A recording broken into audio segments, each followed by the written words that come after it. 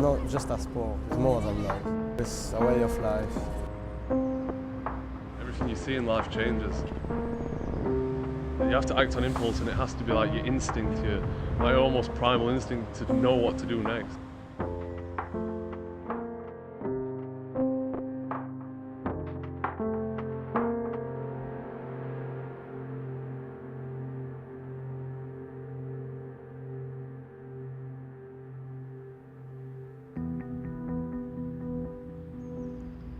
I was doing parkour when I was young, like everyone. Everyone started doing parkour when he's a child, just born. You jump around and stuff.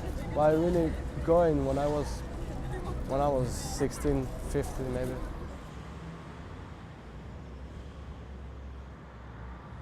For me, it's just really something I kind of stop really doing it. I just have to do it all the times. When you walk in the street and you see something, it's like calling you. You have to go.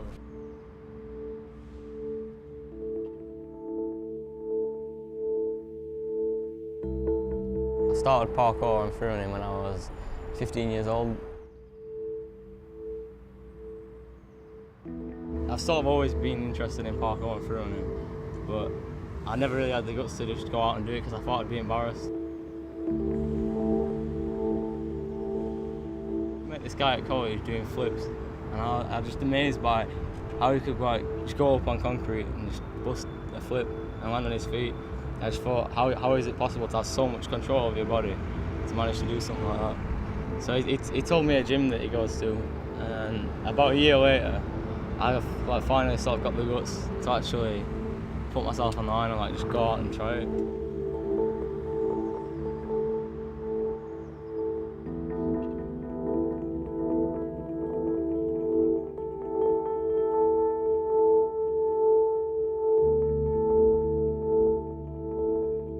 It's like the art of movement, sort of being free and being able to get where you want to be. Everyone else just sees it as a random building, a random wall, but to you it's more than just a wall. It's something you can use to further your progression in parkour, and it really is definitely a way of life for me. It's almost impossible to walk past something and not have the temptation to just try something on it. I sleep, I breathe, I eat parkour. Everything in my life involves parkour. I mean, I'm losing sleep every night just thinking about it when I'm in bed. It's that much a part of my life.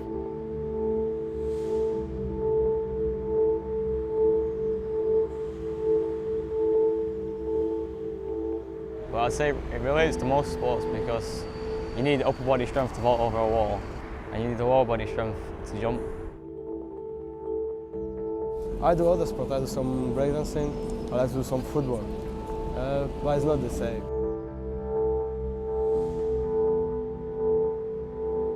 If you want to really avoid injuries in parkour, you need to take your time and really focus on repetitions over pushing yourself. Don't get egotistical when you're training. Sort of take it at your own pace. Never push yourself to be better than what you already are.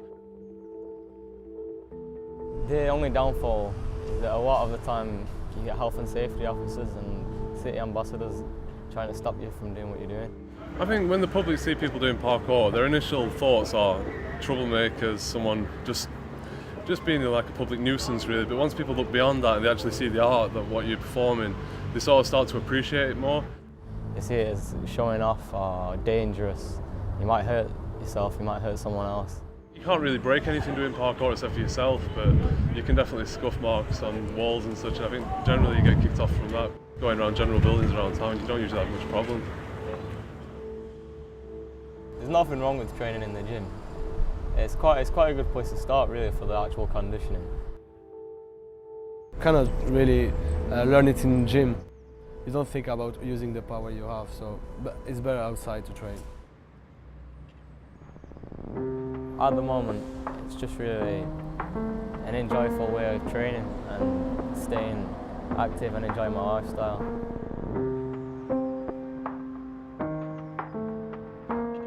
For the moment, I just want to teach what I do and make the people loving it like I love it.